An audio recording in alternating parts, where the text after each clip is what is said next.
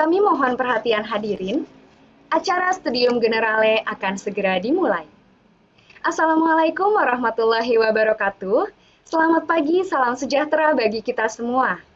Pada hari ini, Rabu 2 Februari 2022, kita akan mengikuti Studium Generale bersama ahli perekayasa utama Organisasi Riset Pengkajian dan Penerapan Teknologi Badan Riset dan Inovasi Nasional, Dr. Insinyur Wahyu Widodo Pandu MSc IPU, dengan topik Hilirisasi Riset Industri Bidang Maritim, Transportasi, dan Industri Hankam.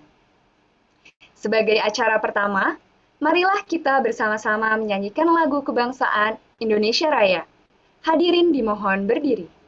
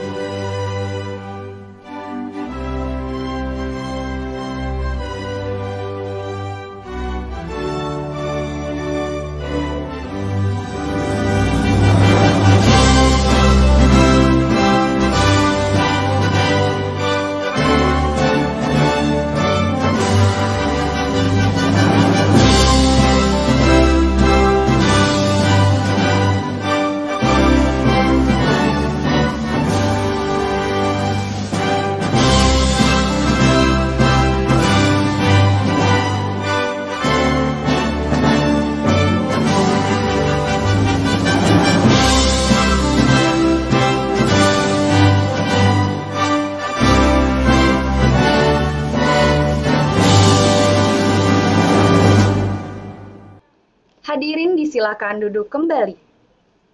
Selanjutnya, kita akan mengikuti penyampaian sambutan dari Direktur Kemahasiswaan Institut Teknologi Bandung yang sekaligus akan membuka acara pada hari ini. Kami silakan dengan hormat Dr. G. Prasetyo Aditama, SSN, MSN. Baik, terima kasih. Selamat pagi. Assalamualaikum warahmatullahi wabarakatuh. Salam sejahtera. Om Swastiastu, Namo Buddhaya, salam kebajikan. Yang terhormat Pak Wahyu Widodo Pandu, selamat pagi Pak. Terima kasih sudah berkenan hadir untuk sharing wawasan, terutama untuk para mahasiswa. Selamat pagi, terima kasih yang terhormat Pak Joko Sarwono, Ketua Lembaga LPIK, Lembaga Pengembangan Inovasi dan Kewirausahaan ITB, rekan-rekan dosen pengampu studium general, dan terutama para mahasiswa semuanya. Senang sekali bisa ketemu pagi ini, cerah, di Bandung cukup cerah ya, ini situasi tidak terlalu panas, agak mendung sedikit, tapi masih terang. Para mahasiswa semuanya, hari ini kita akan mendiskusikan satu topik yang cukup penting bersama Pak Wahyu Widodo Pandu, Master of Science, Insinyur Profesional Utama, Ahli Perekayasa Utama dari Organisasi Riset, Pengkajian dan Penerapan Teknologi Badan Riset Inovasi Nasional atau BRIN.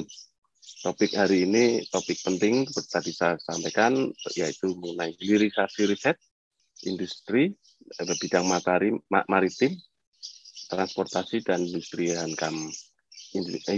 Hilirisasi yang dimaksud di sini adalah proses mendekatkan hasil riset dan inovasi kepada penggunanya, baik masyarakat umum, lembaga pemerintah, atau industri, serta lembaga-lembaga lain yang berkepentingan.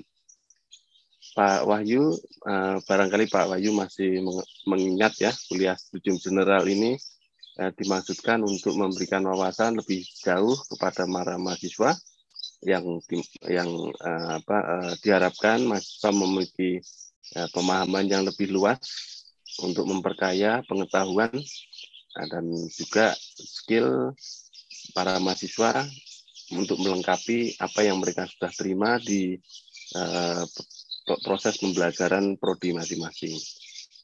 Para mahasiswa, hari ini kita akan mendiskusikan topik yang penting tadi, teknologi industri maritim, fokus pada rekayasa perkapalan dan kepelabuhan, teknologi transportasi, fokus pada rekayasa kereta api, semi-cepat, dan teknologi perlintasan bidang, serta teknologi industri pertahanan dan keamanan. Dan fokus pada rancang bangun pesawat nirawak, mesin altitude, dan desain kapal selam ini. Kemudian supaya tidak terlalu memakan waktu, kami mempersilahkan kepada Pak Wahyu serta moderator kami Pak Joko Sarwono. Terima kasih banyak. Kita bisa mulai. Terakhir, sebelum ini saya menyatakan acara studium general hari ini bisa dibuka. Terima kasih. Wassalamualaikum warahmatullahi wabarakatuh. Hadirin yang kami hormati, berikutnya kita akan simak bersama Studium Generale yang akan disampaikan oleh ahli perekayasa utama Organisasi Riset Pengkajian dan Penerapan Teknologi, Badan Riset dan Inovasi Nasional, Dr. Insinyur Wahyu Widodo Pandu MSc IPU, dengan topik Hilirisasi Riset Industri Bidang Maritim, Transportasi, dan Industri Hankam. Sesi ini akan dipandu oleh moderator, yaitu Insinyur Joko Sarwono, MT, PhD. Beliau adalah Ketua Lembaga Pengembangan Inovasi dan Kewirausahaan ITB dan juga dosen Fakultas Teknologi Industri. Kepada Bapak Joko Sarwono, kami silakan. Baik, terima kasih Mbak Zahra. Ibu Bapak sekalian, para pengampu mata kuliah Studium Generale, para peserta Studium Generale, para mahasiswa sekalian, dan tentu saja Pak Wahyu Widodo Pandu yang saya hormati. Terima kasih. Jadi seperti disampaikan tadi, saya diminta untuk memandu acara pagi hari ini, gitu ya. Saya ingin mencoba cepat saja memperkenalkan Pak Wahyu, gitu ya. Tadi sudah cukup banyak disebutkan, beliau dari organisasi riset pengkajian pengembangan dan pengkajian teknologi, dulu namanya BPPT, begitu ya. Jadi sekarang berubah menjadi organisasi riset, begitu ya. Pak Wahyu ini adalah orang Bandung, begitu ya Pak Wahyu ya. Jadi SD, SMP, SMA semuanya di Bandung, plus kuliah di Teknik Geodesi ITB tahun 85, gitu ya kalau saya lihat dari CV-nya. Hobinya salah satunya adalah main musik, main piano saya kira. Jadi kalau sebenarnya waktunya cukup bisa kita minta beliau untuk main piano, begitu ya, untuk membuka. Tapi sayangnya waktunya sangat terbatas ini Pak Wahyu. Jadi mungkin next time Bu Naomi bisa mengundang beliau untuk mengisi acara kemahasiswaan dan Pak Pras, gitu ya, main piano bersama-sama. Beliau menamatkan S3-nya di Texas A&M University di United States of America dengan bidang Ocean Engineering, ya. Jadi karier beliau dibangun dari konsep-konsep geodesi yang diaplikasikan di dalam pemodelan sistem engineering di kelautan, begitu ya, mulai dari sedimen, kemudian model transport dan seterusnya, begitu ya. Kemudian beliau berkarir di BPPT, begitu, mulai dari ketua seksi sampai kemudian menjabat sebagai salah satu deputi di BPPT, yaitu deputi kepala bidang teknologi industri, rancang bangun dan rekayasa. Ini adalah kedeputian bidang yang menangani banyak hal yang terkait dengan hilirisasi hasil riset dan inovasi ya, di Indonesia, begitu ya. Nah, saat ini beliau menjabat sebagai ahli perekayasa utama di organisasi riset PPT BRIN, begitu ya, dan mudah-mudahan sedang dalam reorganisasi. Jadi bulan ini ya Pak Pandu ya, mungkin akan akan ada reorganisasi baru, gitu. Beliau menghasilkan beberapa publikasi yang umumnya terkait dengan Ocean Engineering, gitu, mendapatkan penghargaan juga dari Satya Lencana dalam berbagai bidang, dari Presiden RI, kemudian dari organisasi profesi dan seterusnya, gitu ya. Beliau menjadi anggota dari organisasi profesi ini adalah salah satu ciri dari engineer, saya kira ya. Jadi makanya beliau mendapatkan gelar insinyur profesional utama tadi ya, IPU dari Persatuan Insinyur Indonesia ya. Jadi itu menunjukkan bahwa kegiatan beliau banyak terkait dengan perekayasaan, sehingga banyak juga terlibat di dalam organisasi profesi engineering, gitu ya. Nah, saya kira itu sebagai pengantar ya. Jadi nanti bisa dilanjutkan kembali pada saat diskusi. Pak Wahyu mohon menyampaikan materinya dalam waktu tidak lebih dari 45 menit. Mudah-mudahan bisa dilakukan sehingga kita bisa memiliki waktu untuk diskusi dengan mahasiswa, gitu Pak Wahyu ya. Jadi mahasiswa nanti kalau ada pertanyaan silahkan dituliskan di dalam chat room, begitu ya. Bagi yang mengikuti lewat YouTube juga bisa dituliskan di sana, nanti ada tim yang akan membantu untuk mengkopikan dan menyampaikan informasinya ke saya. Terima kasih, waktu saya sampaikan kepada Pak Wahyu Widodo Pandu. Monggo Pak. Terima kasih Pak Joko. Selamat pagi, salam sehat untuk semua. Assalamualaikum warahmatullahi wabarakatuh. Pertama-tama, kehormatan bagi saya untuk bisa memberikan studium generale pada pagi ini, yang tentunya sangat ditunggu-tunggu oleh kami, khususnya di mana kami bisa memberikan gambaran kira-kira apa yang menjadi topik kegiatan atau kegiatan-kegiatan rancang bangun dan rekayasa yang sekarang sedang berlangsung, baik itu di badan-badan riset pemerintahan, industri, Kementerian Pertahanan, dan lain-lain. Yang pertama-tama juga kami sampaikan terima kasih atas undangan tadi juga yang terhormat. Tadi sempat bicara ramah-tamah dengan Ibu Rektor ITB, Profesor Rini Wiradikusuma, juga Sekretaris Institut Profesor Wijaya Martokusumo. Beliau mudah-mudahan hadir. Selanjutnya juga tadi Pak Pras, terima kasih Pak Prasetya Aditama, Direktur Kemahasiswaan, juga Kabiro Humas Ibu Naomi Cecil,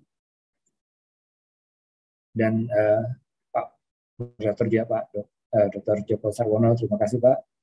Selanjutnya juga terima kasih kepada para dosen pengampu MK Studium Generale ini, juga para dosen mahasiswa di ITB, khususnya ITB, dan ini terbuka untuk umum juga ya Pak. Sehingga juga saya menyapa semua mahasiswa di seluruh Indonesia yang berkenan hadir.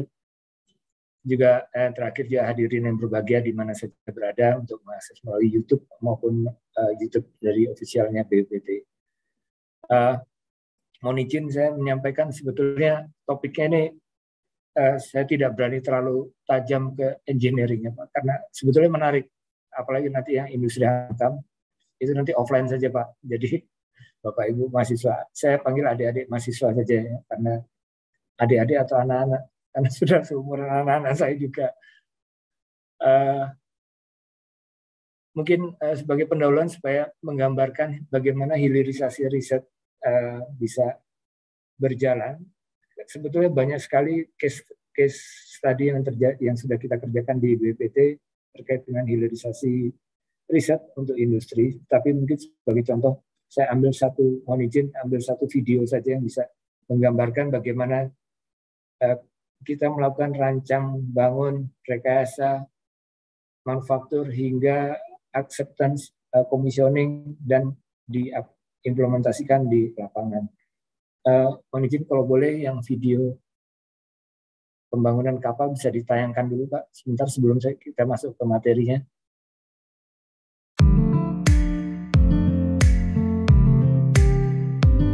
Kapal pengawas perikanan kelas C merupakan salah satu desain yang dihasilkan oleh Badan Pengkajian dan Penerapan Teknologi dalam rangka upaya meningkatkan komponen dalam negeri terkait dengan kebutuhan kapal pengawas perikanan, Kementerian Kelautan dan Perikanan. Sebelum kapal dibangun, dilakukan studi engineering dan desain kapal, serta pengujian hidrodinamika untuk memastikan bahwa desain kapal tersebut telah memenuhi permintaan desain.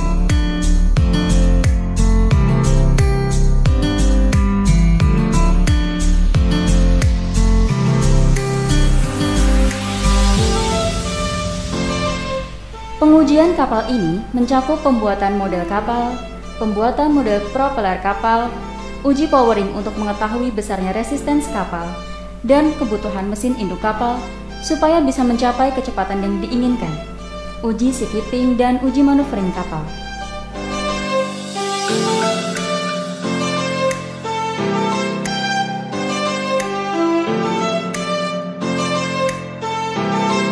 Desain kapal dengan material aluminium yang dibuat oleh BPPT telah mendapat sertifikasi atau approval dari Biro Klasifikasi Indonesia atau BKI dan proses pembangunan di PT Palindo Shipyard Batam.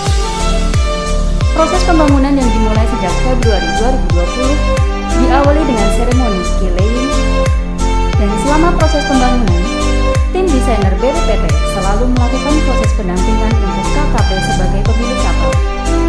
Tujuan dari pendampingan tersebut adalah untuk memastikan bahwa kapal yang dibangun oleh pihak galangan tidak mengalami perubahan dari desain BPPT sehingga fungsi utama kapal tersebut akan tercapai.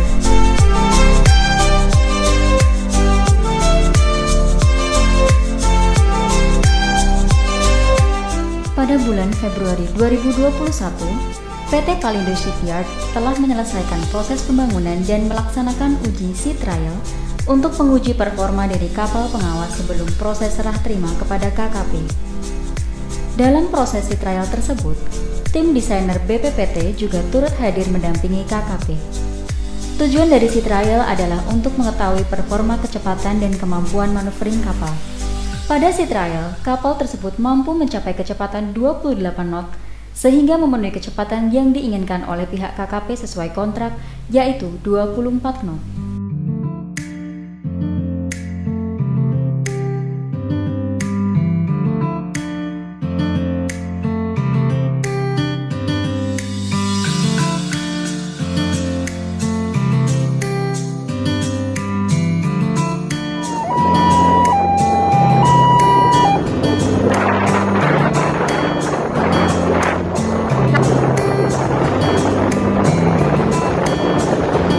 KKP dalam hal ini PSDKP kita melakukan operasi di Laut Natuna Utara. Kita menggunakan ada beberapa kapal pengawas, ada Hiu-11, kemudian Macan Tutul 1, Macan Tutul 2, kemudian Macan 1 dan Orca 3. Ditambah dengan kapal Hiu-17 yang baru saja kita buat di galangan Batam.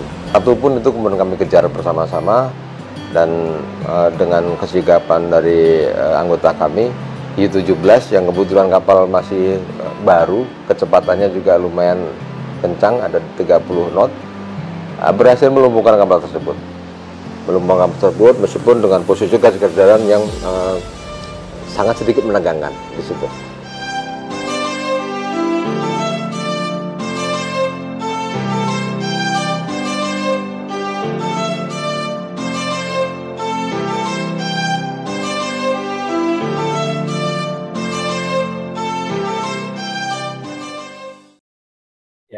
Mungkin itu tadi sedikit pendahuluan dari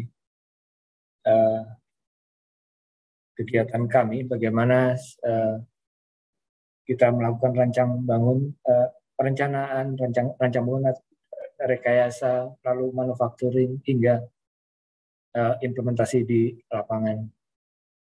Selanjutnya saya mau izin sharing screen. Mudah-mudahan sudah terlihat. Sudah, Pak. Ya, sekali lagi mungkin tadi sudah dikenalkan, nama saya Wahyu Widodo Pandu dari OR PPT BPPT.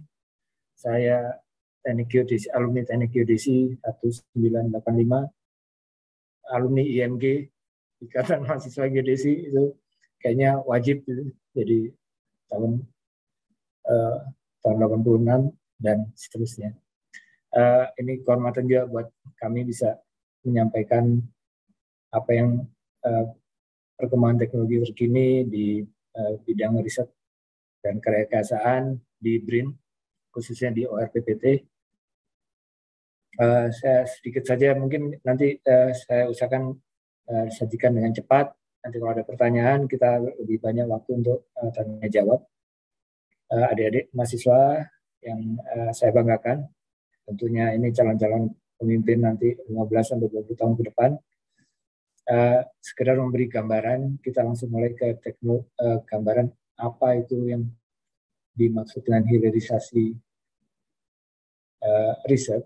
Jadi memang dalam beberapa kesempatan Bapak Presiden Jokowi selalu menyatakan pemerintah terus mendorong hilirisasi industri. Kita juga menghindari jebakan dari negara pengekspor bahan mentah. Lalu ini juga intinya adalah hilirisasi untuk kemandirian bangsa. Sangat tepat sekali apa yang disampaikan oleh Bapak Presiden. Tapi bukan hanya hilirisasi industri saja, hilirisasi harus juga dilakukan pada terhadap hasil riset dan inovasi dalam negeri, di mana bahwa riset-riset yang kita lakukan harus berlanjut, tidak berhenti di tataran jurnal, paper, atau paparan dalam conference dan seterusnya, tetapi setidaknya bisa kita teruskan, lanjutkan hingga ke prototyping atau ke bahkan satu step lagi ke sertifikasi hingga aplikasi di lapangan. Tadi contohnya yang dari maritim tadi, perkapalan, pembuatan kapal patroli cepat KKP yang sangat dibanggakan saat ini oleh KKP, itu merupakan hasil rancang bangun kita bersama, dimotori oleh kawan-kawan dari dulu bernama BPPT, sekarang walaupun BRIN. Jadi nanti mohon maaf kalau saya suka menyebutkan BPPT atau BRIN, tetapi ini sama saja. Jadi karena mulai tahun 2022 ini semua sudah di bawah koordinasi BRIN. BPPT semangatnya DNA masih ada, tapi kita semua berada di satu induk di bawah BRIN. Nah, kelanjutan dari tadi bahwa industri nasional juga harus mampu membuat berbagai produk dengan teknologi unggulan. Semuanya harus bisa dari dalam negeri. Ini sangat kuat. Bapak Presiden memberikan arahan dalam berbagai kesempatan saat kami masih di BPPT, dalam Rakernas, lalu dalam Rakor Menristek Dikti juga terus Bapak Presiden menyuarakan hal-hal seperti ini. Peningkatan TKDN, tingkat komponen dalam negeri, lalu juga kami di pemerintahan juga, tugas pemerintah dan semua lapisan untuk melakukan bersama-sama melakukan hilirisasi industri dan juga melakukan hilirisasi terhadap hasil-hasil riset dan inovasi dalam negeri. Mungkin demikian gambarannya. Isu-isu lain mengenai adopsi teknologi dan untuk inovasi, bahwa IPTEK sebagai penghela pertumbuhan ekonomi dan yang berkelanjutan. Di sini banyak sekali poin-poinnya, antara lain kontribusi IPTEK terhadap pertumbuhan ekonomi masih rendah saat ini, di mana TFP hanya 0,9% total faktor productivity dari total pertumbuhan ekonomi. Ekspor Indonesia juga saat ini tadi disampaikan masih didominasi oleh bahan mentah dan produk dengan kompleksitas rendah dan seterusnya. Dan ini handicap ini harus kita atasi bersama secara perlahan. Kita sadari juga bahwa skor Global Innovation Index tahun 2020 adalah 26,49. Kita peringkat 85 dari 126 negara. Ternyata tahun 2021 pun tidak beranjak terlalu banyak juga. Kita masih di angka 20 di peringkat 87 nggak salah. Kapasitas infrastruktur IPTEK masih belum memadai. Yang ketiga, kita punya isu-isu strategis untuk penciptaan ekosistem inovasi. Nah, ini yang harus kita bangkitkan bersama. Juga para mahasiswa ini, kita mengajak para mahasiswa, engineer muda juga untuk bersama-sama mengimplementasikan hasil-hasil riset inovasi yang sebelumnya belum terlalu banyak dikonversi menjadi produk komersial. Tentunya kemitraan pentahelix, sekarang kita sudah bukan lagi sekedar triple helix, karena selain akademisi, bisnis, government, lalu ada asosiasi dan media, 5 pentahelix ini secara bersama-sama saling bahu-membahu untuk ikut mensosialisasikan hasil-hasil inovasi untuk penciptaan ekosistem inovasi yang efektif. Dan yang terakhir juga mungkin peningkatan efektivitas pemanfaatan dana iptek inovasi.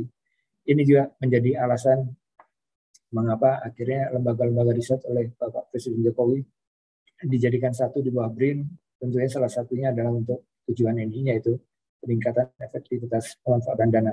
Karena memang disadari atau tidak disadari memang ada beberapa overlap kegiatan riset dan inovasi yang tumpang tindih, sehingga dengan dibentuknya BRIN ini mudah-mudahan semua bisa terdistribusi dengan baik dengan pendanaan yang efektif. Ini tadi sekedar informasi saja bahwa Global Competitiveness Index Indonesia sampai 2010 sampai 2019 relatif jalan di tempat, malah 2010 lebih baik daripada sekarang. Innovation capability kita juga nilainya juga tidak bagus, skornya hanya 37,7 dari skor tertinggi. Berikutnya indeks inovasi global kita juga tadi sempat saya sampaikan masih di urutan ke-85 untuk 2020. Untuk 2021 mungkin data terbaru menunjukkan kita di Indonesia di ranking ke-87. Skor indeks inovasi global Asia Pasifik juga kita berada hanya untuk kawasan Asia Pasifik kita ada di posisi 14. Jauh kalau Singapura tentunya dan Korea Selatan sudah top markotopnya. Hanya kita sekarang semangat kita yang harus mungkin secara terintegrasi kita bisa sama-sama mengejar ketertinggalan ini. Selanjutnya juga Global Expenditure on Research and Development (GERD) data juga tadi sudah kita sampaikan bahwa GERD per PDB masih sekitar 0,23%, sementara rata-rata dunia adalah 2,27. Jadi ini juga menjadi PR kita bersama. Bahkan Bapak Presiden juga sempat mempertanyakan penelitian kementerian lembaga, anggaran dari kementerian litbang di kementerian dan lembaga yang dihabiskan cukup besar, tetapi kita lihat bahwa GERD masih jauh di bawah harapan. Nah,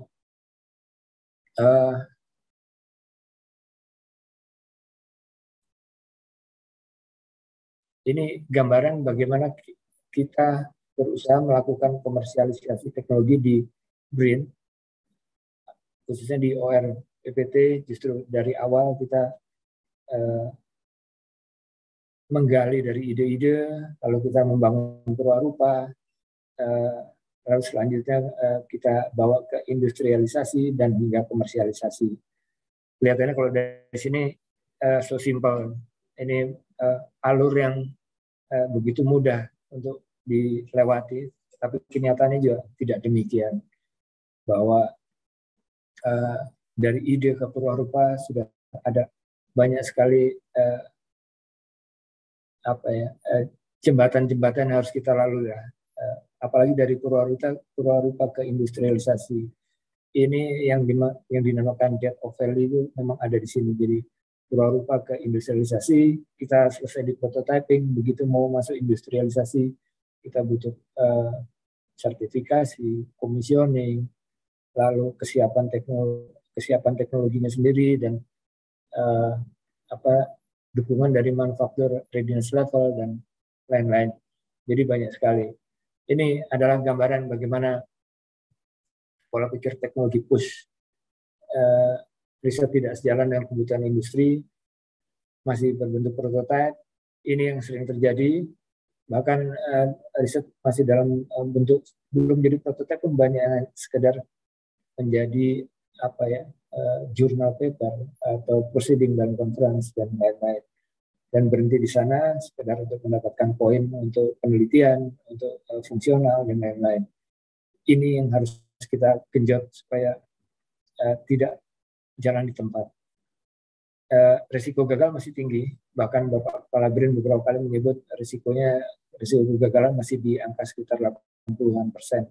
Jadi ini yang juga yang harus kita kikis sedikit demi sedikit, kita perbaiki. Para inventor, para inovator harusnya bisa mengisi gap ini, harus bisa lewat dari gap death of valley ini atau jurang kematian untuk suatu riset. Pola pikir trader bukan R&D untuk industri. Ini rata-rata itu yang diharapkan dari industri. Industri juga sangat sedikit sekali mereka yang berinvestasi untuk R&D, sehingga lebih banyak menginginkan hasil yang instan, lebih suka impor, tidak mau menanggung risiko gagal. Ini juga handicap di sisi industri. Jadi dua-duanya sebetulnya juga punya kelebihan dan kekurangan masing-masing yang perlu kita jembatani. Inilah makanya kita perlukan fungsi alih teknologi dari invensi dan inovasi, jurang pemisah antara tahap prototipe hingga tahap produksi komersialisasi ini juga tidak mudah, tapi ini possible. Ini contoh, kita nanti sampaikan contoh-contohnya. Tentunya dari sekian banyak hilirisasi riset, jadi kami hanya akan sampaikan beberapa saja yang terkait kemaritiman, lalu ada industri pertahanan keamanan, dan transportasi. Transportasi pun tentunya banyak, skopnya lebar sekali, luas sekali, tapi yang kita contohkan nanti hanya untuk kereta api, di mana kita sangat ketat untuk mengawal komponen TKDN, ya, tingkat komponen dalam negeri. Ini adalah fase dari suatu riset dan inovasi, khususnya yang sebelah kiri ini TRL, Technology Readiness Level, dan yang sebelah kanan adalah Manufacturing Readiness Level. Ini dua-duanya harusnya saling jalan beriring. Kalau kita paling mudah sebetulnya sekarang ukurannya, kalau TRL kita baru siap untuk komersialisasi kalau sudah di TRL di level 7, 8, 9. Apalagi kalau 9. Tetapi tidak menjamin bahwa industri atau komersialisasi dapat serta-merta berjalan begitu TRL pada fase 9. Nah, ini juga menjadi peran kita untuk, khususnya kami di BRIN saat ini, harusnya bisa menjembatani ini untuk teknologi yang sudah pada TRL 8 atau 9 ini mungkin harus digenjot, harus dibantu, harus didukung. Kita sinergikan dengan kebutuhan industri supaya bisa diimplementasikan di kalangan industri. Ini hanya menggambarkan hubungannya saja antara TRL dan MRL. Mungkin saya skip saja, ini tidak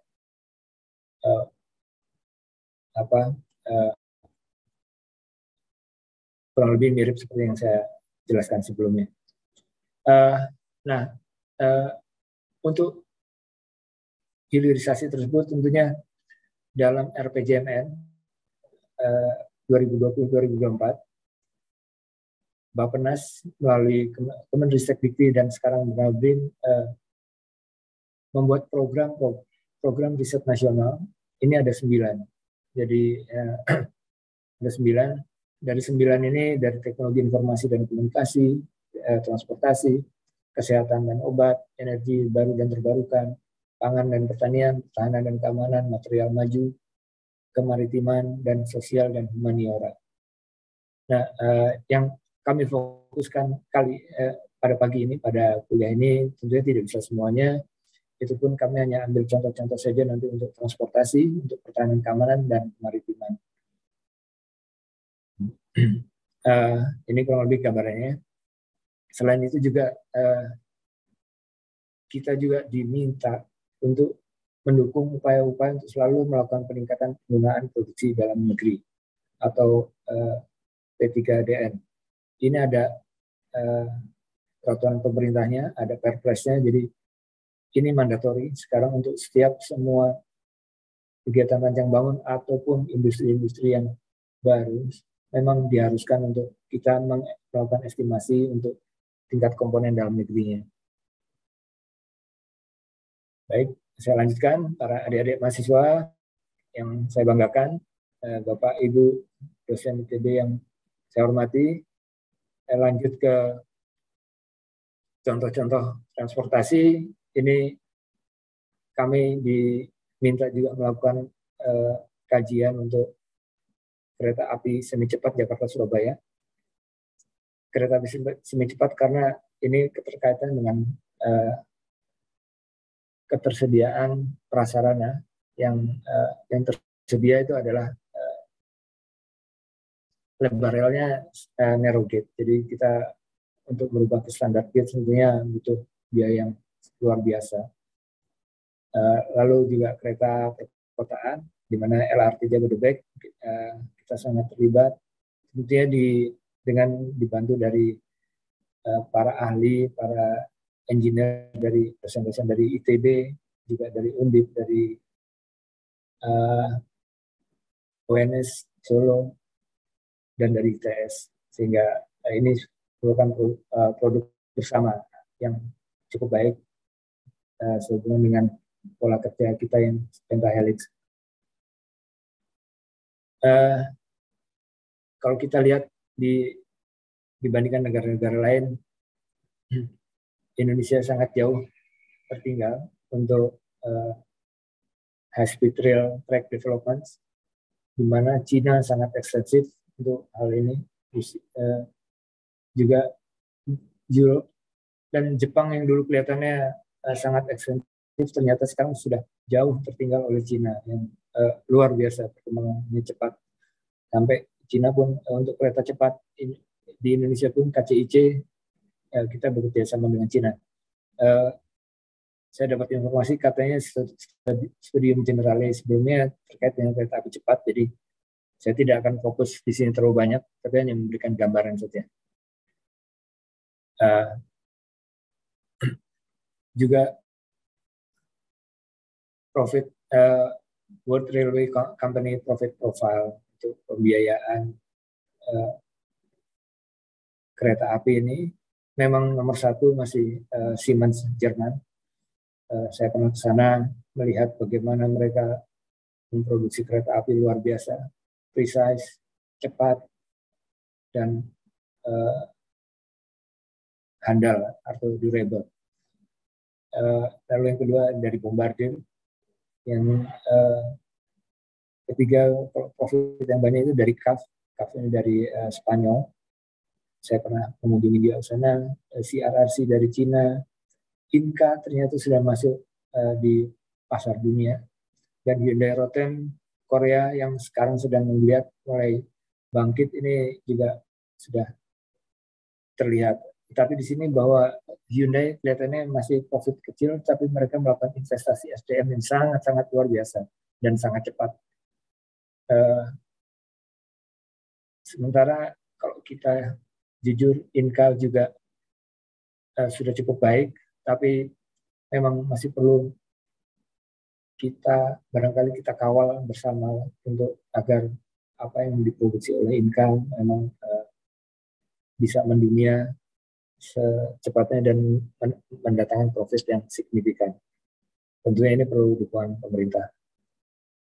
Kita bekerja tentunya dengan Pentahelix, di mana ada klaster kementerian lembaga, lalu klaster industri, klaster perguruan tinggi, klaster asosiasi dan komunitas, dan klaster penganggaran dan modal. Ini yang kita sebut Pentahelix, sehingga sekarang ini selalu yang menjadi target-target kita dalam setiap kegiatan R&D, kegiatan inovasi, dan lainnya yang di BRIN dan kementerian lembaga lain.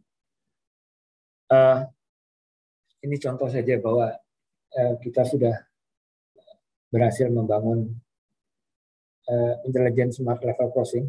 Smart level crossing ini karena untuk waktu kita membangun Jakarta Surabaya, sebetulnya dalam undang-undang lalu lintas bahwa perlintasan sebidang ini sudah tidak diperbolehkan sebetulnya. Tapi ini sangat sulit sekali. Kita mendata antara Jakarta sampai Surabaya itu ada 900-an, lupa angka persisnya, 900-an perlintasan sebidang. Yang untuk pejalan kaki, yang untuk sepeda motor, dan mobil. Dan untuk mobil tentunya perlintasan sebidang, untuk menghindari perlintasan sebidang adalah dengan jembatan atau viaduk. Maksudnya underpass. Untuk yang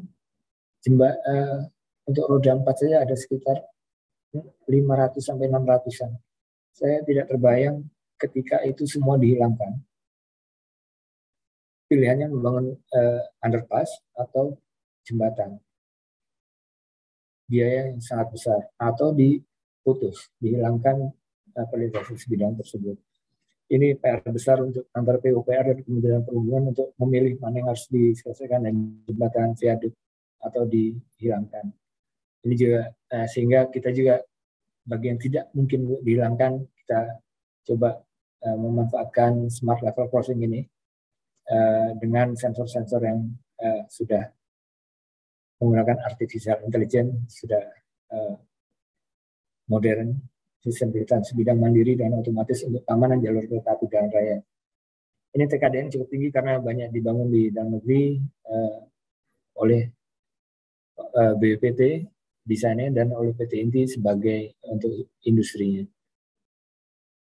Nah, ini yang clearing teknologi kereta api koridor Jakarta Surabaya, kereta api semi cepat.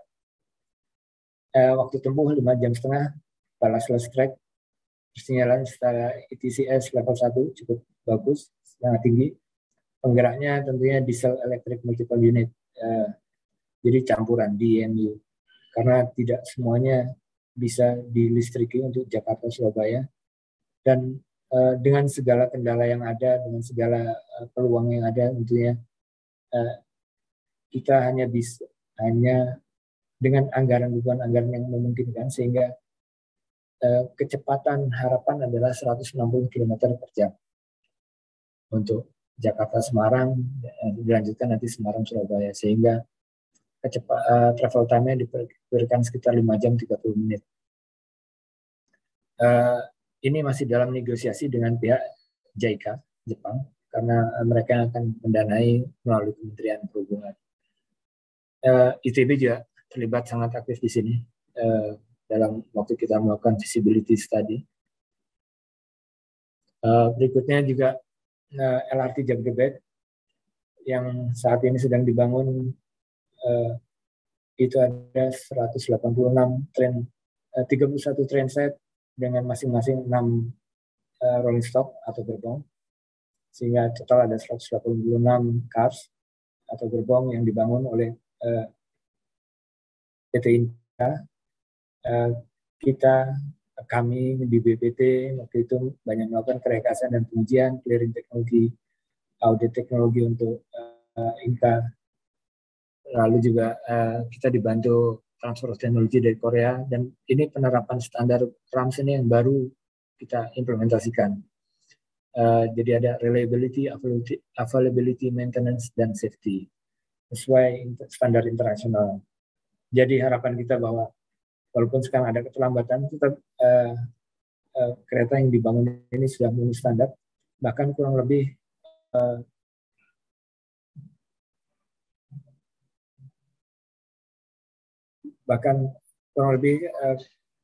standarnya memenuhi untuk standar internasional GOA, Grid of Automation, dan standar industrial levelnya sudah cukup baik, kurang lebih sama dengan MRT yang ada di Jakarta saat ini. Yang harus kita kuasai segera adalah key teknologi. Tentunya kita melakukan inovasi desain car body dan dan bugi, lalu ada standar dan RAM tadi, dan banyak hal lain yang harus kita kuasai, terutama teknologi kunci dari kereta api ini.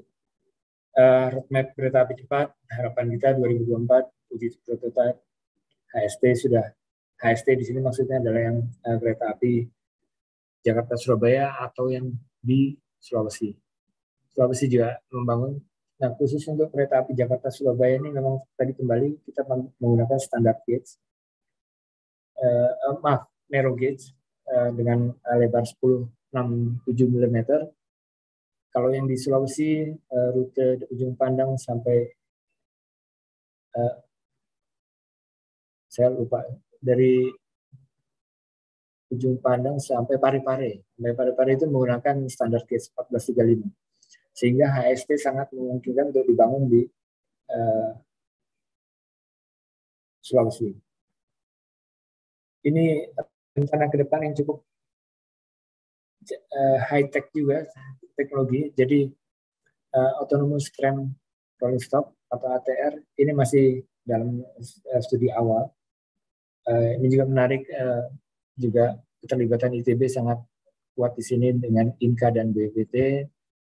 Ini atas permintaan Bapak Menteri Perhubungan atas arahan Presiden untuk mulai memikirkan membangun autonomous tram ini untuk dalam kota.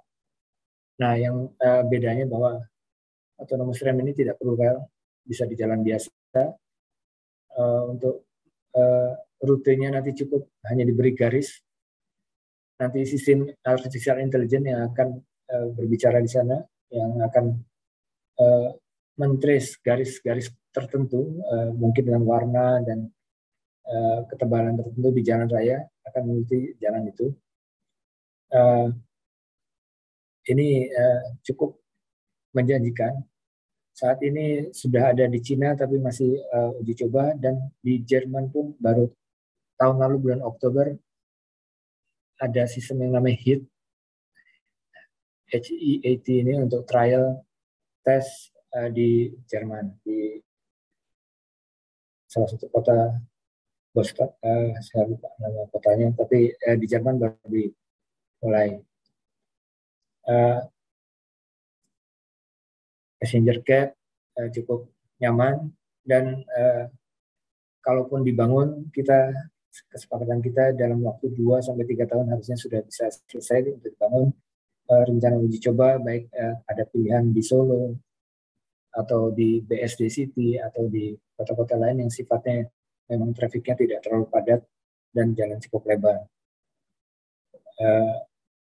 Hanya memang masalah mix traffic antara ATR ini dengan traffic lalu lintas menjadi PR besar karena belum ada regulasinya, sehingga harus bersama-sama disiapkan dari sekarang.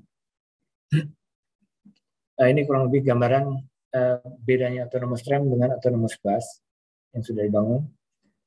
Autonomous tram lebih banyak menggunakan perception, localization, and mapping. Jadi ada artificial intelligence yang selalu melakukan mapping dan controlling.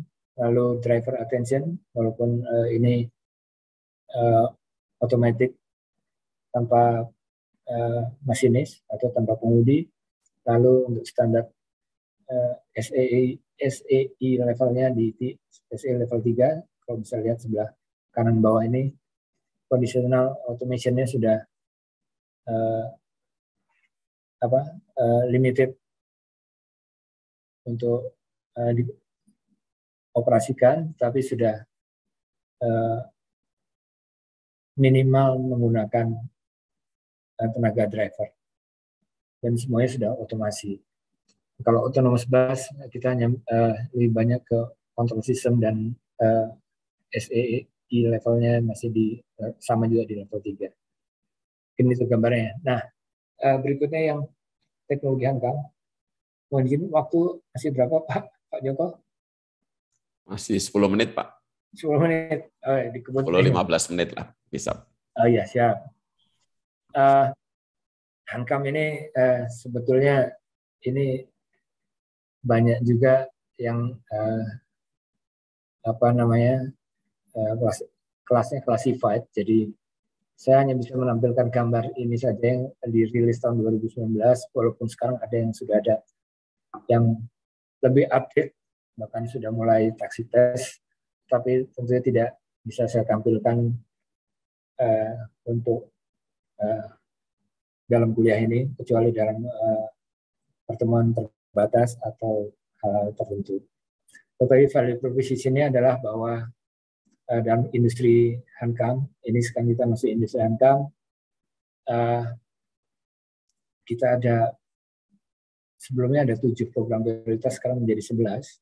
Ini adalah sesuai dengan Perpres nomor 8 tahun 2021 yang terbaru tahun lalu, bahwa 11 prioritas itu adalah dari kapal selam dan PKR patroli kapal rudal, lalu pesawat tempur, medium tank, roket Erhan 122B, PTTA atau UAV Unmanned Aerial Vehicle untuk Male.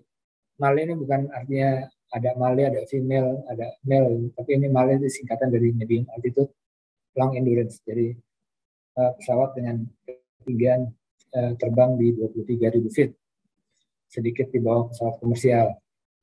Dan long endurance bisa beroperasi selama 24 jam. Lalu yang ke-6 ini adalah sistem cyber, yang 7 rudal, yang ke-8 radar ground control intercept, lalu propelan, satelit militer, dan penginderaan.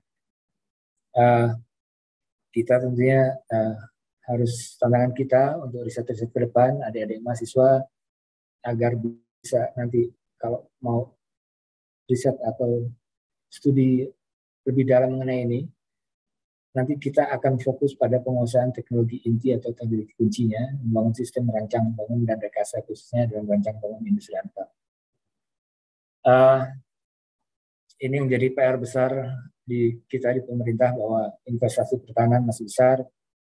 Kalau kita mau akuisisi teknologi untuk mengungkit kemandirian industri pertahanan, sementara juga di sisi lain kapabilitas teknologi, kita harus bisa menghasilkan produk-produk yang efektif, berdaya gentar, pasokan yang berdaulat, dan kemandirian bangsa sangat diharapkan di sini dan efektif. Sehingga ini menjadi timbangan kita mana yang lebih berat lebih dulu. Sehingga untuk tahap-tahap awal memang mungkin kita lebih banyak saat ini melakukan investasi dalam pembelian atau impor, tapi secara perlahan sudah mulai bisa kita substitusi. Ini hanya gambaran bahwa untuk teknologi transfer kita harus memperhatikan aspek THIO atau TIO. Sini ada technoware, humanware, infoware, dan organware. Saya percepat aja. Kita langsung ke contoh-contoh. Pilihannya kita mau belanja atau investasi akuisisi. Kalau investasi akuisisi teknologi, risiko makin besar. Karena tidak semua negara akan memberikan teknologi, khususnya teknologi kunci secara cuma-cuma.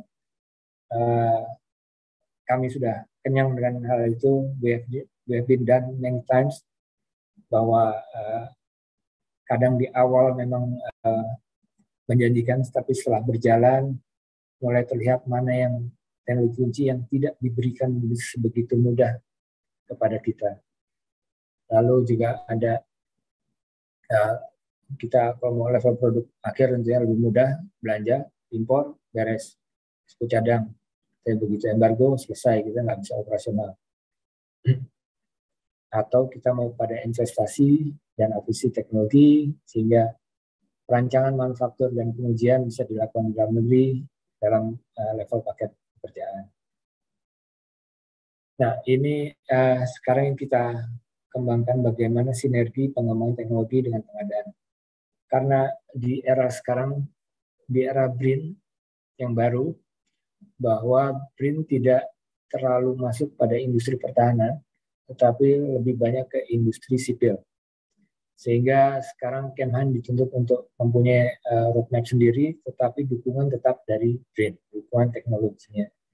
Sehingga untuk roadmap industri hankam ke depan lebih banyak sebetulnya didrive oleh Kementerian Pertahanan, baik melalui Renstra Pertahanan dan roadmap pengadaan alat peralatan pertahanan Al-Hankam. Ada juga nanti untuk pendanaan bisa lewat offset, teknologi offset, dan studi-studi untuk kandungan lokal nanti semua bisa disupport oleh BRIN. Intinya adalah kita tetap mendukung kemandirian industri pertahanan, tetapi drivernya adalah dari Kementerian Pertahanan, bukan dari BRIN. Kita siapkan SDM, sumber daya manusia, sumber daya fasilitas untuk melakukan kegiatan-kegiatan Litbang Jirap. Nah, ini istilah baru, Litbang Jirap. Singkatan saja, ini ada di Undang-Undang Nomor 11 tahun 2019, singkatan dari Penelitian, Pengembangan, Pengkajian, dan Penerapan. Jadi kalau istilah baru sekarang kita sebutnya Litbang Jirap. Mungkin ini menjadi catatan ke depan untuk familiarisasi juga.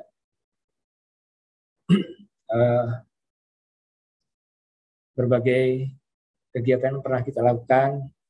Kita sudah lakukan studi-studi desain mengenai rudal jelajah, desain kapal selam, Punamale prototyping, ini yang sekarang lagi gencar kita lakukan. Rekomendasi standar kapal cepat rudal, robot bawah air, swampboat, dan lain-lain. Ini semua sudah pernah kita lakukan. Ini ada alat-alat yang lebih kecil yang sekarang memang banyak membantu untuk kegiatan-kegiatan rapid assessment. Kemarin kita membantu dari BNN untuk pemetaan ladang ganja di kota-kota di sekitar di 3 kabupaten di Aceh, membantu Badan Narkotika Nasional, lalu juga sudah kita gunakan untuk pemetaan terjadinya gempa Mataram Lombok waktu Gunung Anak Krakatau pasca tsunami 2019 ya, kita luncurkan saat ini untuk melakukan pemetaan rapid assessment secara cepat. Kita juga gunakan untuk pemetaan jalur kereta api semi cepat Cirebon Tegal saat kita melakukan FS kereta api cepat.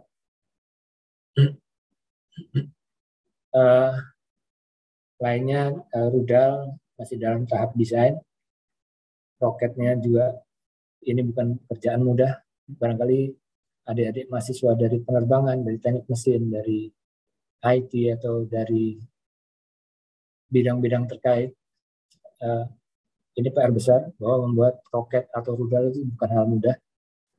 Karena CG-nya, kalau kita lihat teknisnya, center of gravity yang selalu berubah setiap saat akibat dari pembakaran, dan pergerakan pesawat dan lain-lain. Bagaimana juga smart intelligence, smart navigation harus diimplementasikan di sini.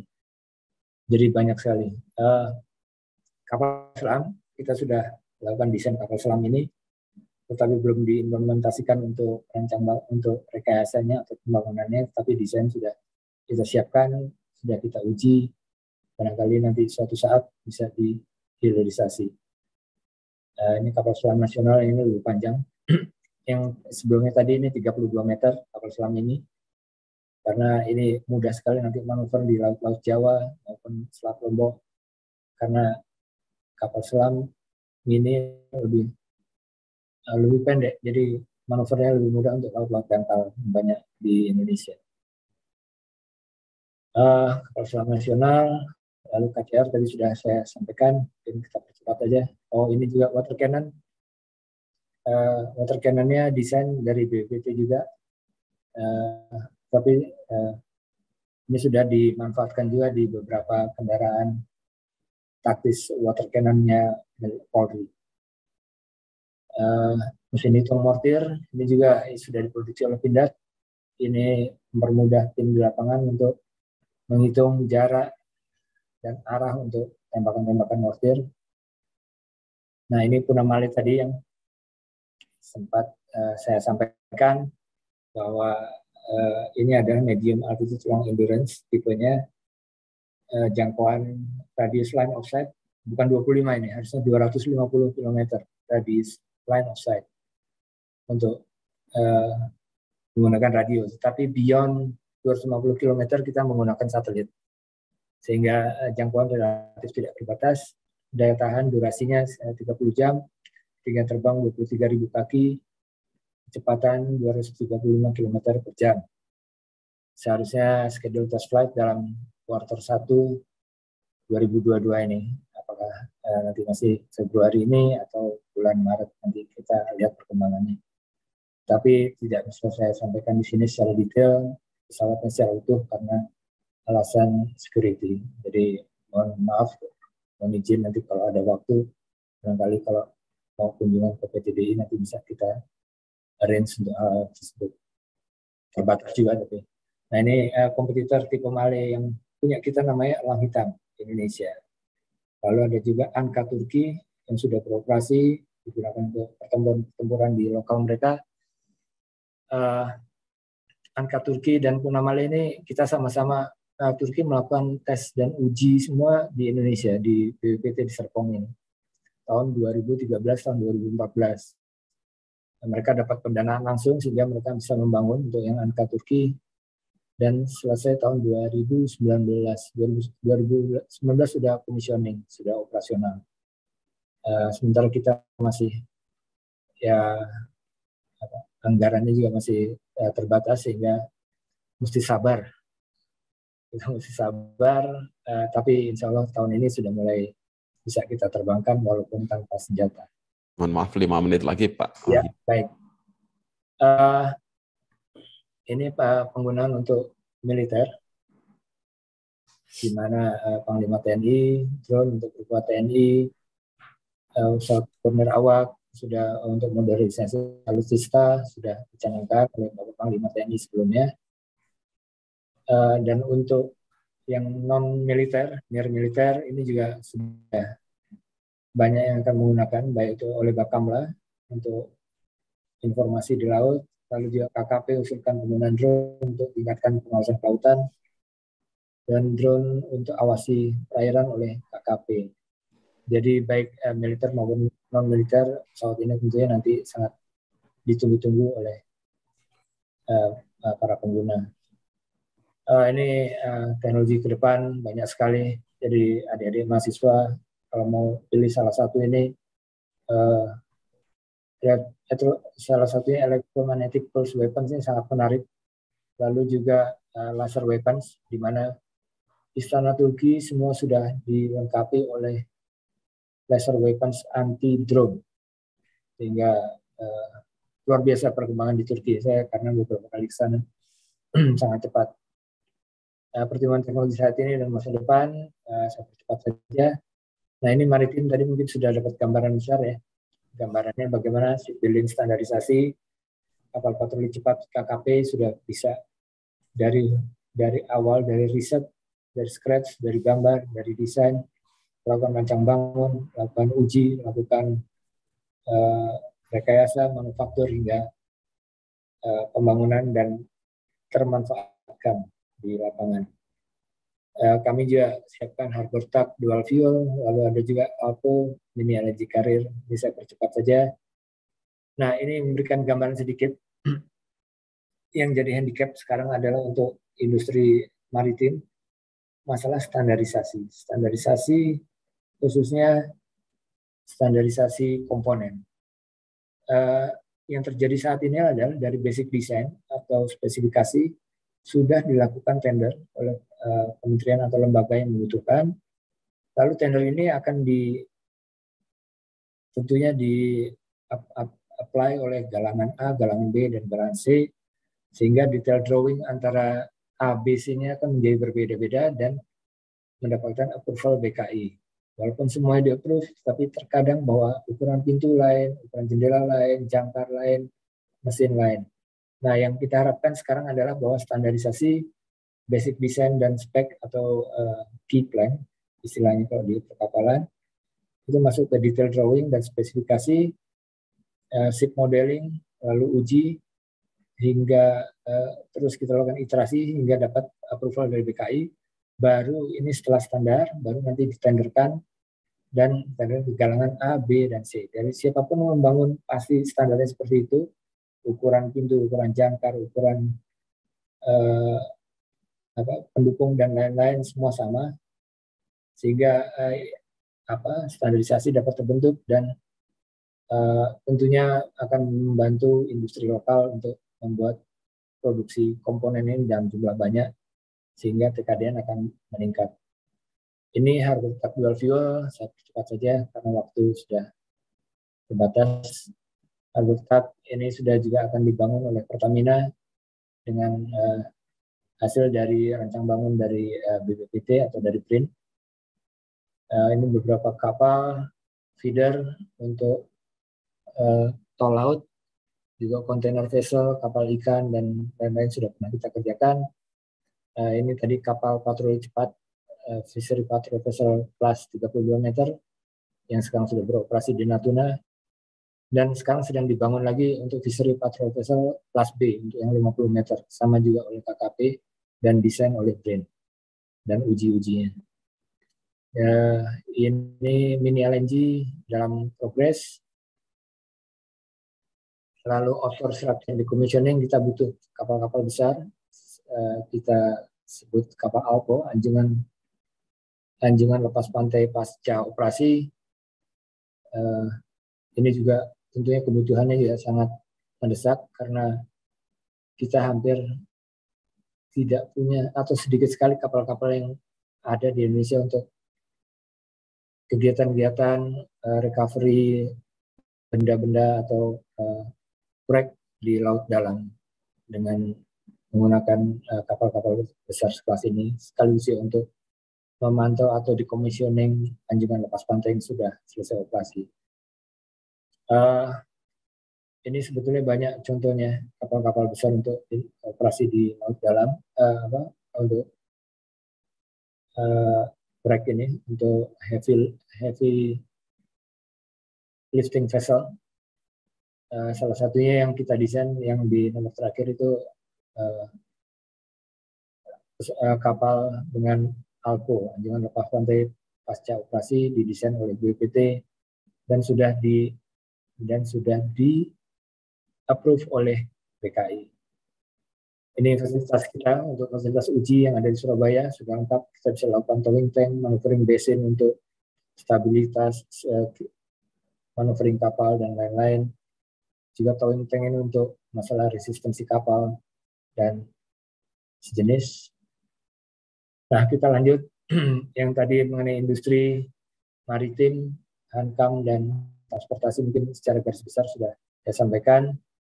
Ini sekarang mengenai kampus Merdeka, jadi kebijakan Merdeka Belajar Kementerian Dikbudristek sekarang memberikan kesempatan bagi mahasiswa atau mahasiswa untuk mengasah kemampuan sesuai bakat, minat, dan terjun langsung ke dunia kerja sebagai persiapan karir masa depan. Silakan bagi yang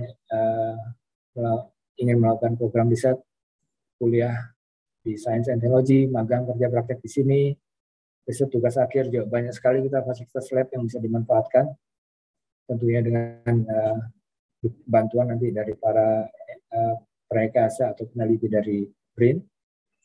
Untuk ORPPT, tentunya ada beberapa bidang yang terkait, yaitu teknologi informatika, energi dan material, teknologi industri dan rancang bangun dan rekayasa. Saya sendiri di sini yang menangani. Lalu teknologi agroindustri dan bioindustri, dan teknologi pengembangan sumber daya alam.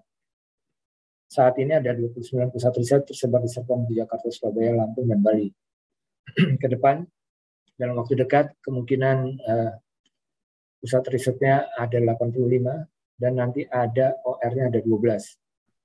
Segala bidang, jadi segala bidang apa saja, engineering khususnya sangat bisa kita akomodasi di sini. 1 menit, Pak, ya. Ya, ini penutup saja bahwa saya tidak berulas lebih banyak lagi. Ini masih untuk untuk magang untuk Merdeka Belajar tadi terkait dengan bioteknologi dan life science. Lalu yang saat ini juga untuk smart transportation dan artificial intelligence dan implementasinya. Mungkin demikian dari saya. Jadi gambaran apa yang ada di ORPPT saat ini, dan dalam waktu dekat, dalam waktu sebulan 2 bulan ini mungkin akan menjadi 3 bagian karena sekarang masih terlalu besar, terlalu gemuk, sehingga kemudian akan pecah menjadi 3 OR. Tetapi intinya sama saja, bahwa kita selalu siap mendukung kerjasama riset ke depan, khususnya untuk adik-adik mahasiswa. Masih banyak PR ke depan, masih banyak tugas ke depan, khususnya terkait dengan riset dan inovasi, invensi dan inovasi ke depan untuk kemajuan teknologi di Indonesia supaya kita bisa segera mandiri. Kita tunggu ini kiprah dari adik-adik muda dari ITB, lulusan ITB untuk bersama-sama bergabung di BRIN dalam waktu dekat.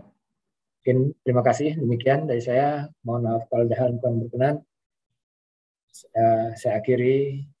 Wassalamualaikum warahmatullahi wabarakatuh.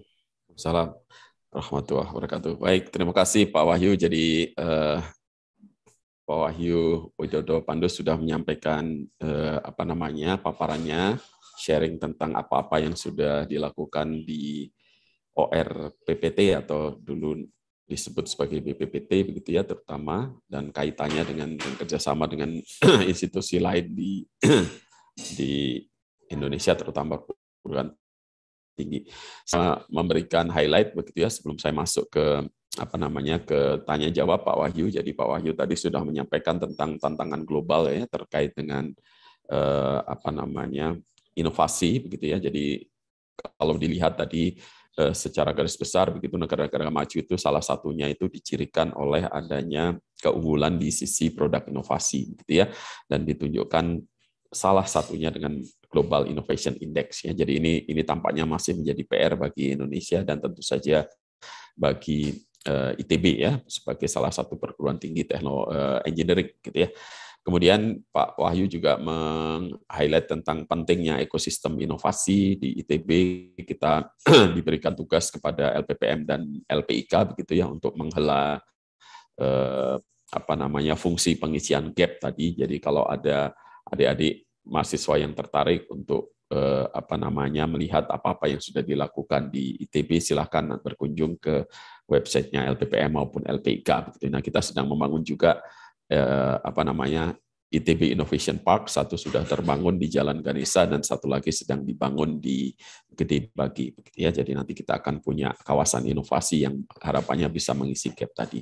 Kemudian Pak Wahyu juga sudah menyampaikan beberapa contoh yang sudah dilakukan terkait dengan hilirisasi industri yang di bidang maritim, kemudian di bidang transportasi darat, dan serta di bidang pertahanan keamanan gitu ya. Dan ini merupakan 3 klaster teknologi yang saya kira menjadi penting untuk dikuasai Indonesia begitu ya, karena negara kita memiliki laut yang jauh lebih luas daripada daratannya ya. Jadi ini teknologi maritim itu menjadi salah satu kunci yang harus dikuasai.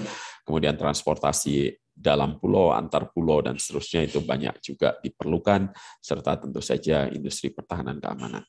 Kemudian terakhir tadi disinggung juga terkait dengan isu terkait dengan substitusi import dan TKDN ya, kandungan teknologi dalam negeri begitu di dalam produk-produk yang digunakan di Indonesia begitu ya. Ini menjadi satu isu bersama yang tampaknya perlu diadres lebih lanjut.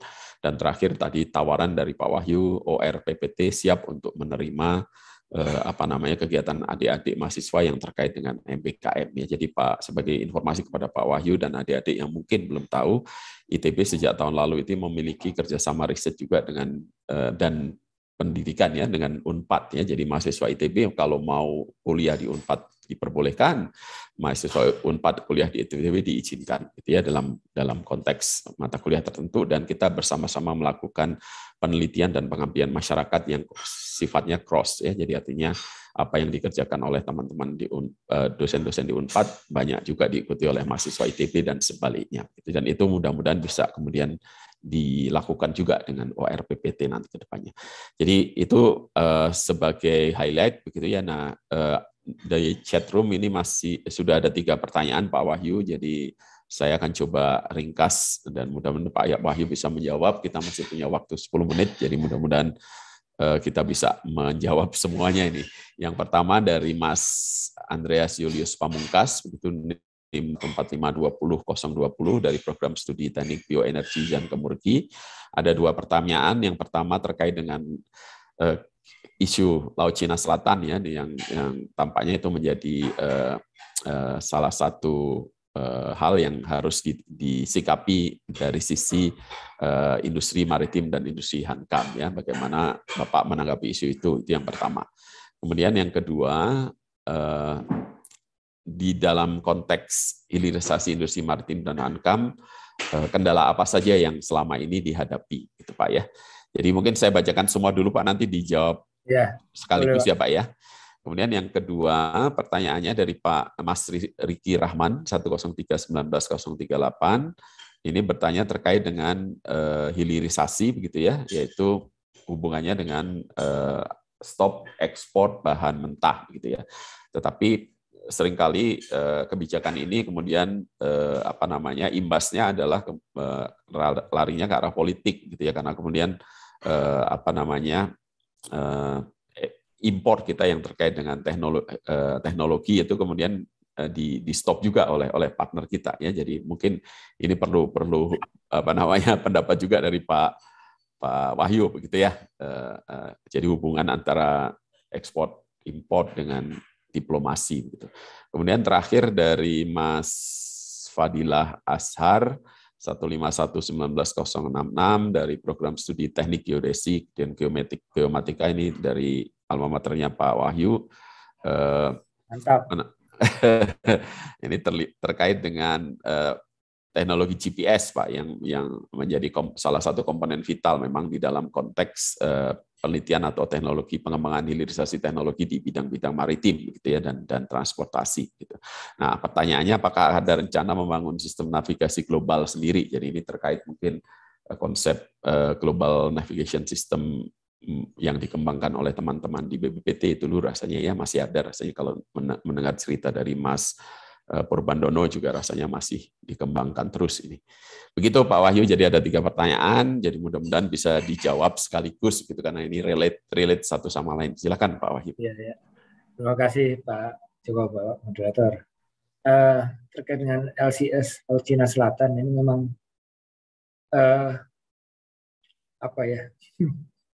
sangat kental dengan nuansa politik dan tekanan dari negara tertentu. Kalau kita sebetulnya bagusnya kita siapkan teknologinya saja. Jadi seperti nanti misalnya drone, itu sudah memang saya bisa bilang salah satunya akan diarahkan ke sana memang untuk melakukan patroli di Laut Cina Selatan. Sehingga kita makanya jadi seperti untuk drone ini harusnya kita semaksimal mungkin kita mandiri. Mandiri artinya semua rancang bangun dan rekayasa maupun manufaktur bisa kita kerjakan sendiri. Membeli iya, tapi tidak semuanya harus kita dengan membeli jadi.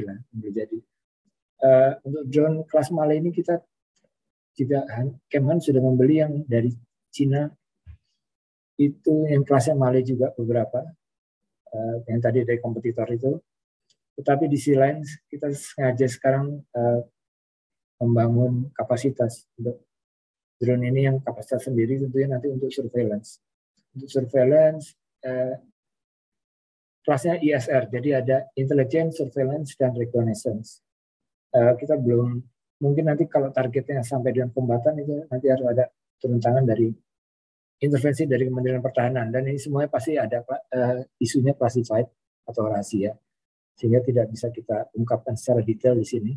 Tapi ada arah ke sana, sehingga industri maritim kita, perkapalan maupun industri hankam memang akan diarahkan sebagian besar ke sana tentunya untuk mengawal illegal fishing, patroli perbatasan dan lain-lain, penyelundupan dan lain-lain. Ini banyak sekali sebetulnya PR-nya kalau kita yang dilakukan oleh Kementerian KP maupun oleh Kemhan atau Bakamla dan lain-lain. Itu yang perlu didukung, sehingga ini kami butuh anak-anak muda ini yang konsisten, yang semangat, yang militan untuk bisa sama-sama membangun. Kami untuk engineer muda juga harus segera tergantikan, karena bagaimanapun para engineer kami sudah ada yang sudah usia menjelang pensiun, ini harus segera ada yang melapis di seksi berikutnya. Jadi ada keberlanjutan sebetulnya yang penting, ada keberlanjutan untuk para engineer ini. Itu yang harus kita penuhi untuk SDM-nya. Tadi yang kedua dari Pak Mas Riki, stop ekspor bahan mentah. Maunya kita begitu, jadi smelter atau paling nggak industri awal supaya sudah bisa kita kerjakan sendiri. Tapi memang akhirnya tekanan dari politik luar negeri memang luar biasa. Seperti kemarin mengenai isu batu bara, stop ekspor batu bara. Tapi kemudian akhirnya harus dicari jalan tengah bahwa ekspor hanya boleh dilakukan kalau kebutuhan dalam negeri sudah terpenuhi. Ini bagaimanapun juga pengambil keputusan di sana adalah alumni kita juga, Dirjen SDM. Jadi ya bagaimanapun kita juga sebetulnya semangatnya sama, tapi begitu kita ada tekanan dari internasional ataupun tekanan politik dalam negeri sehingga harus ada jalan tengah. Tapi saya kira keputusan yang diambil sekarang sudah optimal lah untuk kebutuhan. Saya tidak bisa jawab lebih lanjut karena kita tidak terlibat banyak dengan kebijakan masa stop ekspor ini. Tadi yang ketiga Fadil dari Geodesi dan Geomatika. Ini Fadil IMG nggak? Ikut himpunan. Saya itu fanatik di himpunan. Jadi mohon maaf ini ada guyon aja. Mengisi sela-sela. Masalah pembuatan GPS juga ini kalau hanya perangkatnya aja saya kira kita bisa mudah untuk melakukannya. Tapi lagi-lagi kebutuhannya menaruh satelit di luar angkasa ini juga menjadi PR besar kita. Ini tidak mudah, jadi harus ada kerjasama regional saya kira. Kita sudah melakukan, bikin perangkat penerimanya mungkin tidak terlalu sulit. Semua frekuensi bisa kita dapatkan, coding-codingnya pun. Tapi tentunya kalau mau kita membuat GPS sendiri, kita harus naruh satelit di atas. Kecuali dengan hybrid, barangkali nanti kita tempatkan semacam BTS di darat atau di ground. Mungkin yang menarik adalah nanti ke depan mengenai positioning bawah laut. Kalau ini sangat memungkinkan untuk kita kerjakan.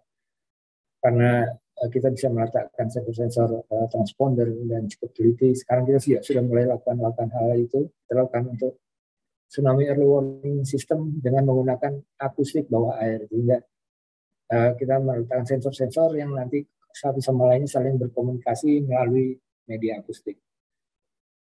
Mungkin itu gambaran awal ini yang tadi ditanyakan adik-adik mahasiswa Pak. Ya, baik. Terima kasih Pak Wahyu. Terima kasih. Menarik sekali memang kalau kita berbicara soal teknologi terkait dengan diplomasi terutama ya. Jadi saya kira studi-studi terkait dengan itu cukup banyak dilakukan juga oleh para researcher ITB. Jadi kalau ada yang tertarik untuk tugas akhir atau tesis atau disertasi soal itu, saya kira akan menarik juga untuk diamati bersama. Kemudian ini karena waktunya sudah habis yang diberikan ke saya, begitu ya, saya tampaknya mesti menutup ini Pak Wahyu. Jadi tentu saja kalau yang saya tangkap begitu, saya kebetulan ada di LPIK ITB begitu yang memang ditugasi seperti BRIN-nya ITB begitu ya, jadi mengisi gap antara output yang dihasilkan oleh ITB kemudian menuju ke komersialisasi, hilirisasi ya, industrialisasi dan komersialisasi begitu ya. Jadi saya kira nanti akan banyak sekali yang bisa kita lakukan bersama begitu dengan OR PPT begitu saya kira dan lab-labnya begitu ya. Dan kami berharap juga nanti dari OR PPT juga bisa sharing di kuliah-kuliah yang ada di ITB, tidak hanya studium begitu ya. Jadi saya kira sharing knowledge yang sudah dikembangkan selama ini saya kira bagus juga untuk bisa diketahui bersama oleh adik-adik semuanya begitu ya, sehingga apa-apa yang terjadi di luar sana juga bisa dengan cepat di emphasize, lipat gandakan impact-nya begitu kepada masyarakat ya. ITB punya visi 5 tahun ke depan ini globally respected dan locally relevant, Pak Wahyu. Jadi di sisi globally respected ini memang lebih banyak kita bermain di ranah output publikasi, begitu kita ingin Indonesia tetap terjaga petanya di sana, tetapi di sisi lain di locally relevant yang persis seperti yang tadi disampaikan Pak Wahyu di dalam kuliahnya terkait dengan bagaimana kita mengimplementasikan hasil-hasil riset kita ini untuk kebutuhan bangsa ini, gitu ya, sehingga kesejahteraannya meningkat dan seterusnya, gitu ya. Saya kira demikian ya, Bu. Bapak Ibu, jadi adik-adik sekalian, jadi sekali lagi saya mengucapkan terima kasih kepada Pak Wahyu. Kita berikan aplaus bersama kepada Pak Wahyu Widodo Pandu atas sharingnya hari ini, dan saya kembalikan kepada Mbak Zahra, gitu ya, silakan. Terima kasih. Terima kasih Pak Wahyu. Terima kasih. Baiklah hadirin, dengan demikian Studium Generale pada hari ini telah selesai. Terima kasih atas perhatian hadirin dalam mengikuti acara ini. Selamat siang, salam sehat selalu. Wassalamualaikum warahmatullahi wabarakatuh.